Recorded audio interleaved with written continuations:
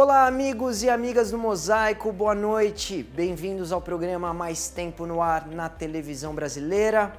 Hoje entrevistamos o autor do livro Crônicas Mundanas. Temos dicas culturais, pergunte ao Rabino e muito mais. No oferecimento do nosso parceiro Hospital Albert Einstein, já vamos direto aos comentários da semana com ele, Rony Gotthilf. Fala daí, Ronão.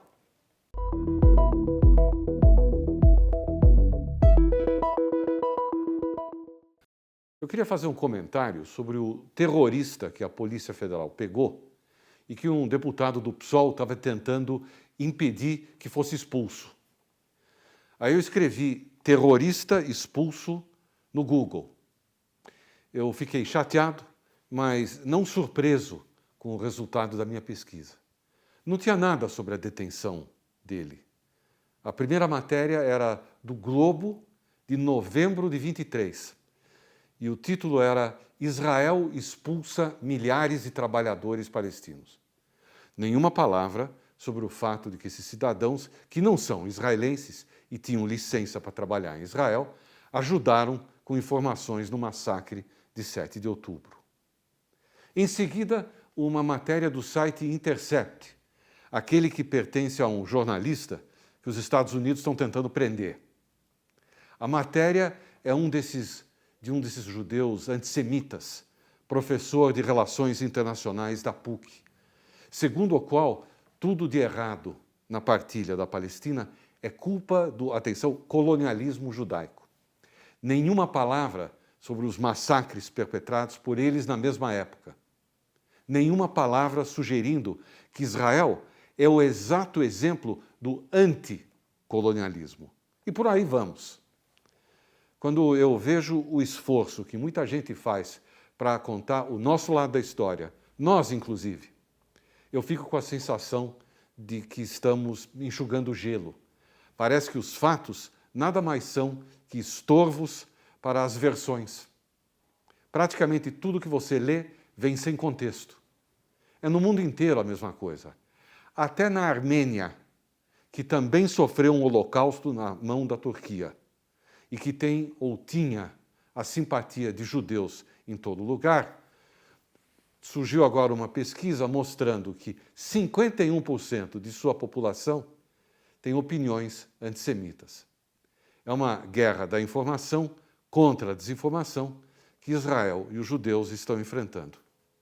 E a propósito do início do meu comentário, o palestino pego pela Polícia Federal, ligado ao movimento terrorista Hamas, já foi expulso e mandado de volta. Veja agora como foi o bate-papo com o cirurgião e escritor Hélio Plappler. Amigos do Mosaico, hoje é dia de curiosidade. Eu digo curiosidade porque eu mesmo fico me perguntando o que faz um cirurgião geral se sentar e escrever crônicas. Para descobrir o que uma coisa tem a ver com a outra, eu convidei o autor de Crônicas Mundanas, o Dr. Hélio Plappler, para conversar conosco. Hélio, é um prazer revê-lo, depois de tantos anos, ainda mais agora numa atividade um pouquinho diferente. Quando eu ouvi falar que você tinha escrito esse livro, evidentemente minha primeira pergunta foi o que o Hélio, que sempre foi médico, está fazendo nas letras. Conta um pouco para mim.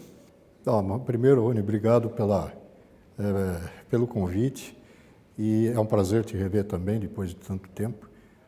Essa coisa de escrever, eu sempre escrevi desde a época ainda da CIP, né? E a medicina, você acaba sendo um contador de histórias. O médico é um contador de histórias. E eu tive uma época em que eu adoeci e que eu escrevi um conto sobre essa doença. Esse conto foi publicado. Aí veio a pandemia e durante a pandemia eu, como população de risco, fiquei em casa, preso ali. E quem não tem o que fazer, lê e escreve. E eu acabei escrevendo um monte de histórias. As histórias que eu conhecia, aquilo que acontecia no dia a dia e acabei publicando. Então, hoje eu tenho este livro, Crônicas Mundanas. Também publiquei um livro de poesias, que são 40 haikais, que é outra história aí.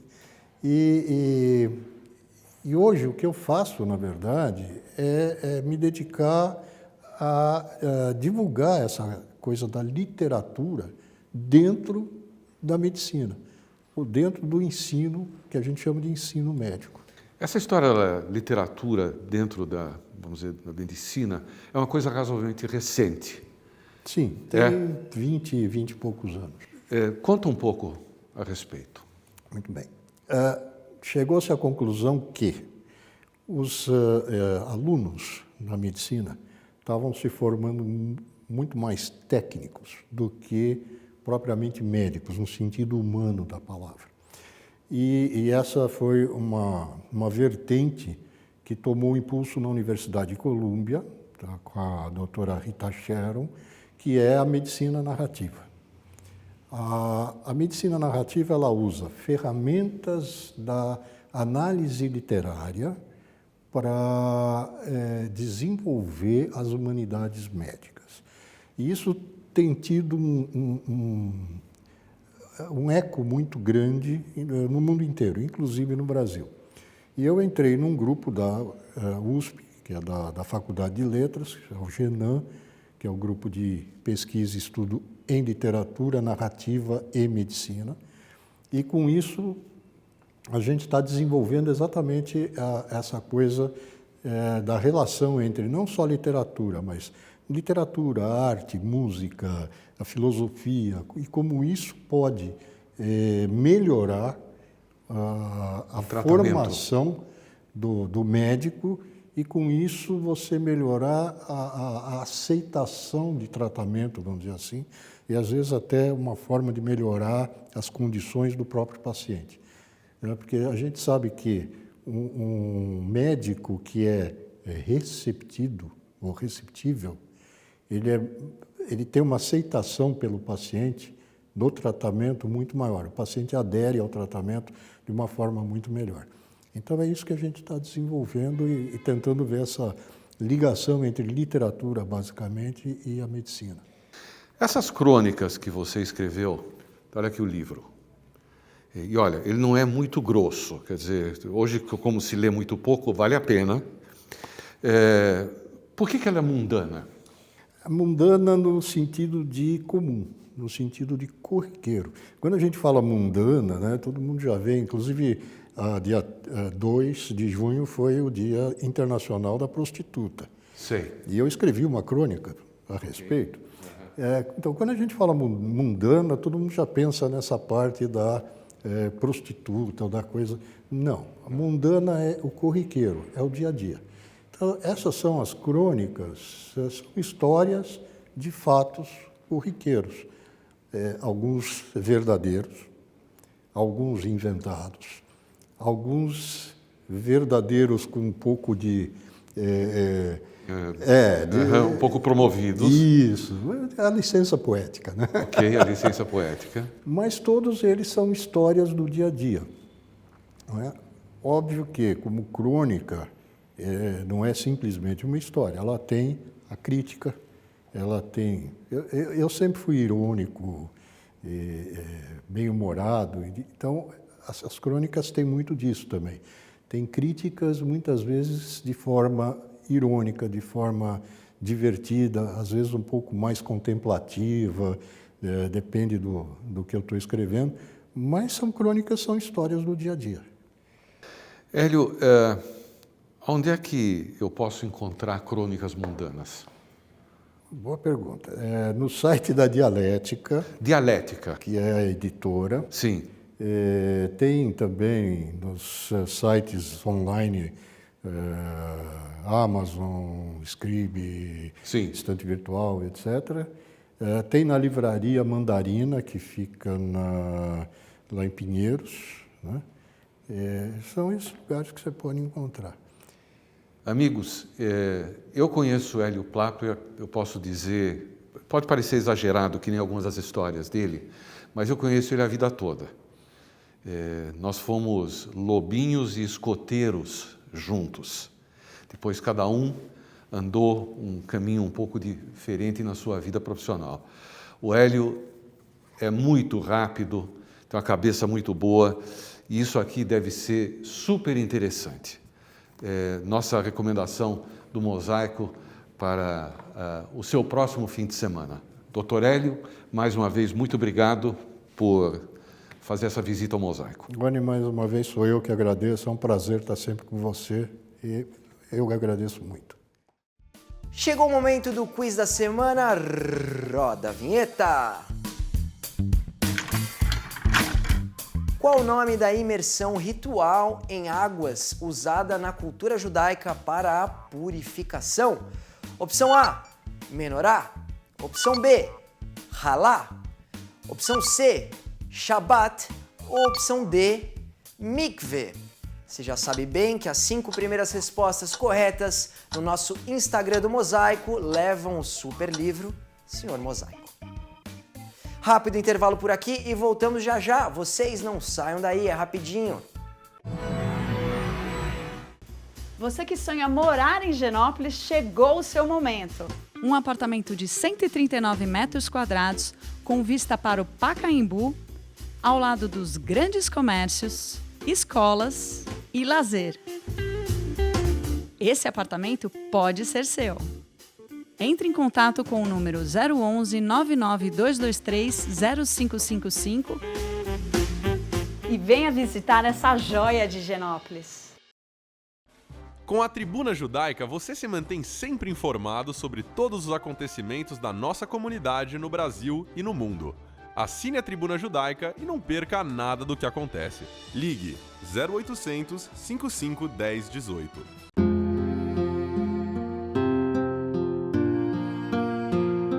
O judaísmo tem regras e costumes para se despedir de um ente querido. E para cumpri-los, contamos com profissionais e voluntários.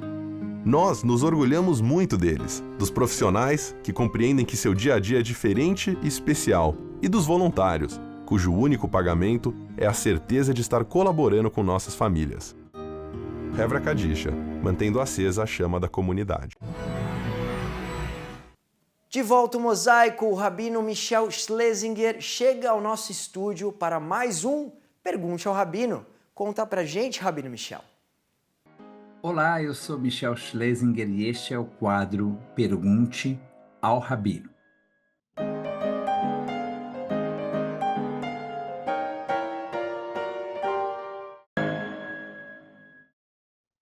A pergunta de hoje é, Rabino, quais são as fases do luto no judaísmo? E a resposta é a seguinte: nós temos uma primeira fase do luto no judaísmo chamado Shivá, que significa em hebraico 7. Os 7 primeiros dias depois do falecimento são os dias mais rígidos, mais restritos em relação ao luto. Durante esses dias, os enlutados devem, em princípio, se abster de trabalhar e ficar dentro de casa, recebendo familiares e amigos, para serem consolados durante aquela semana mais intensa de dor. Em seguida, o enlutado passa para o chamado Shloshim. Shloshim significa 30. Por 30 dias, o luto permanece de uma forma menos restrita do que a primeira semana, mas ainda com uma série de restrições. Um dos exemplos é que os enlutados deixam de fazer a barba durante os primeiros 30 dias de luto. A ideia de abandonar o cuidado com a nossa aparência física se conecta com a ideia de que a gente deve estar concentrado com o que acontece no espírito, com o que acontece na alma durante esses dias. Finalmente, depois dos 30 dias, começa o período do primeiro ano do luto. Durante 12 meses, o luto vai se estender e durante todo esse período, o enlutado é convidado a se lembrar de que ele está de luto, evitando festividades, evitando festas, e dessa maneira, então, manifestando publicamente o fato de que ainda há uma dor de uma perda muito recente. Finalmente, depois de um ano, normalmente se faz uma visita ao cemitério judaico, onde a lápide, o túmulo, é inaugurado e então termina todo o processo do luto. Depois de acabado todo o processo do luto, ainda por 5 vezes ao ano, um enlutado terá uma oportunidade especial de homenagear a pessoa falecida. Isso será no último dia das 3 festas de peregrinação, Pesach, Shavuot e Sukkot, no Yom Kippur, no Dia do Perdão, e finalmente no aniversário de falecimento, ou Yurtzeit, quando será recitado o Kadish dos enlutados, a oração de elevação do nome de Deus que dizem os enlutados durante todo o período de luto e depois nessas 5 ocasiões. Até a próxima.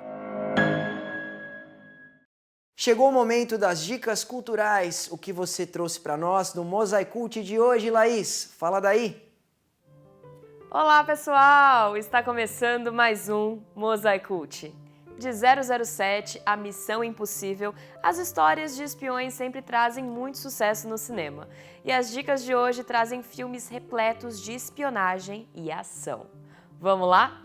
3, 2, 1, ação!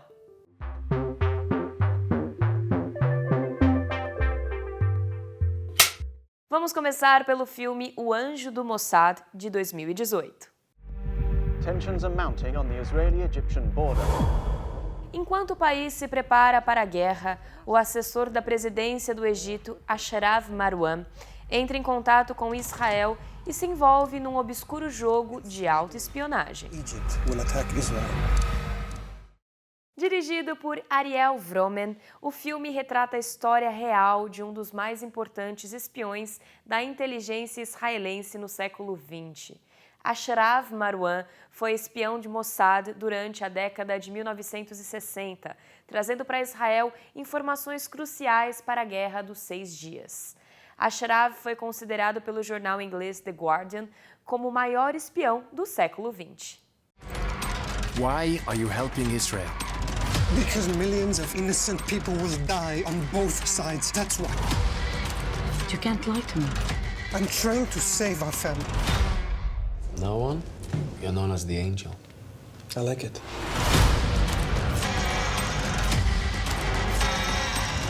You need to learn to handle your acid. You want to save Israel? You want to save the lives of your soldiers?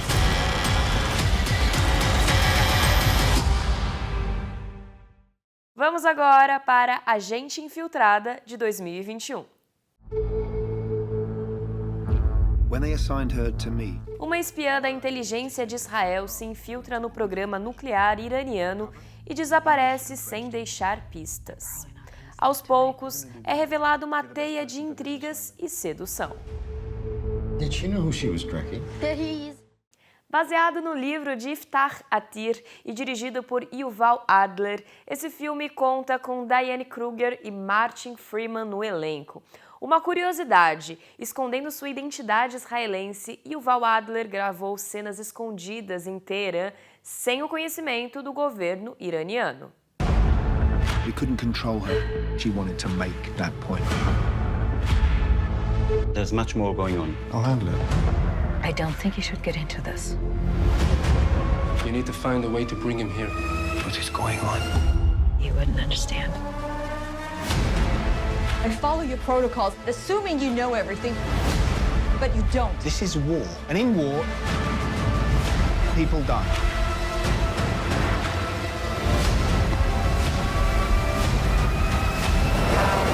Are you pulling me out? No. Chegou o momento de Missão no Mar Vermelho, de 2019. Just for the record, there's not one person in this group that I would have chosen for this type of mission. Inspirado em uma operação de resgate extraordinária, Missão no Mar Vermelho conta com a história de um grupo de agentes secretos que no começo dos anos 80 usaram um resort de férias no Sudão como fachada para salvar milhares de judeus da Etiópia e trazê-los para Israel. Escrito e dirigido por Gideon Raff e protagonizado por Chris Evans, o filme é baseado nas operações Moisés e Josué, que entre 1984 e 1985 evacuaram secretamente refugiados judeus da Etiópia para Israel.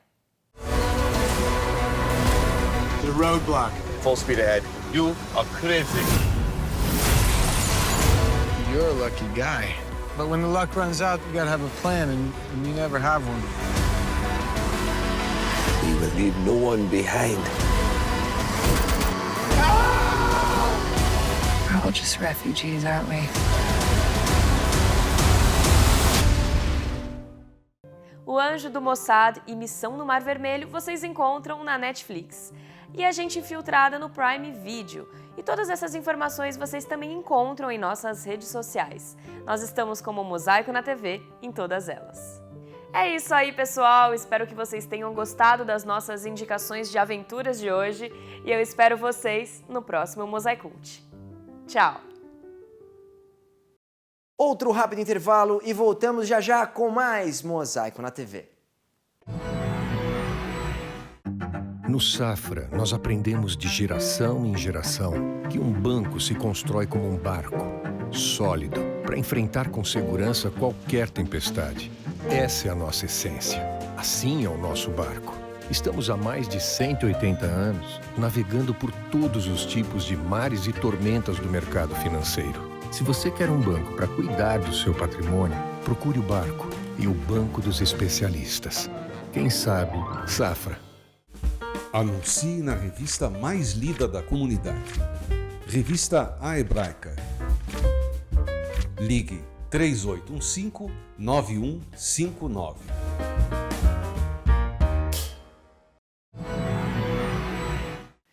Agora a gente vai rever um momento marcante do nosso programa, direto lá do baú do Mosaico.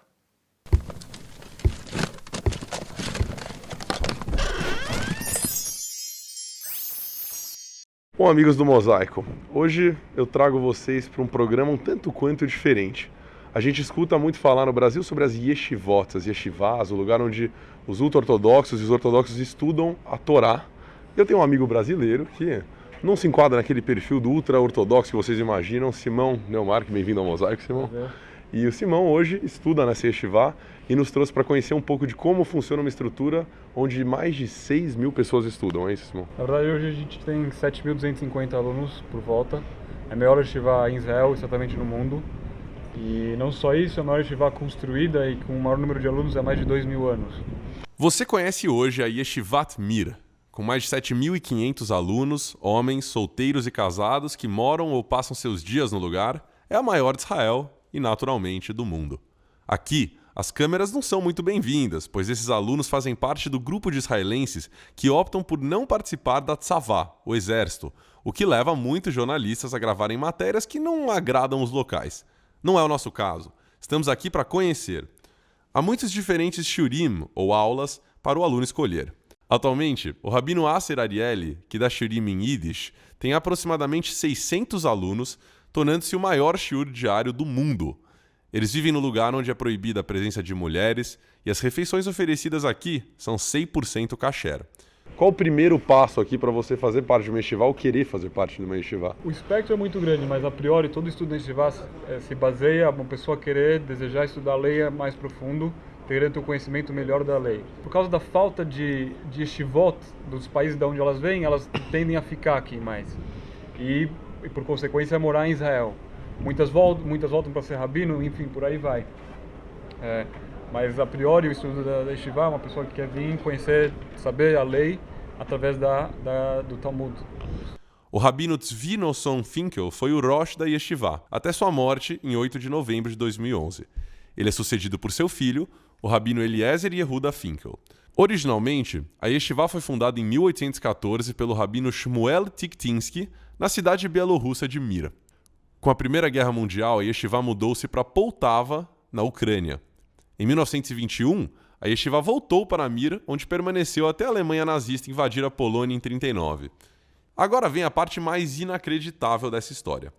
A fuga da yeshiva para o Extremo Oriente, juntamente com milhares de outros refugiados judeus durante a Segunda Guerra, que deve-se em grande parte aos vistos emitidos pelo cônsul-geral japonês para a Lituânia, Ryuni Sugihara, e que tem sido tema de vários livros e filmes, como Gueto de Xangai, dirigida por Dana Yankovic-Mann e Amir Mann, em 2002, que narra a história dos refugiados judeus que fugiram da Alemanha nazista na década de 30 e suas vidas no Gueto de Xangai. You couldn't get into America, you couldn't get to England, you couldn't get to any of these places because we had no passports, we had no visas.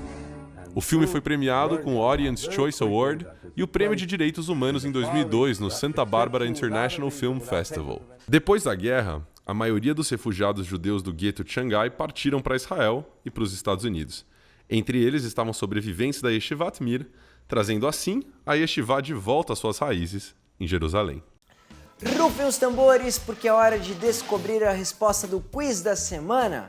A alternativa correta é opção D. A mikve em Yiddish ou mikvah em hebraico é uma piscina de purificação e significa junção de águas de fonte natural, preservadas a uma temperatura agradável.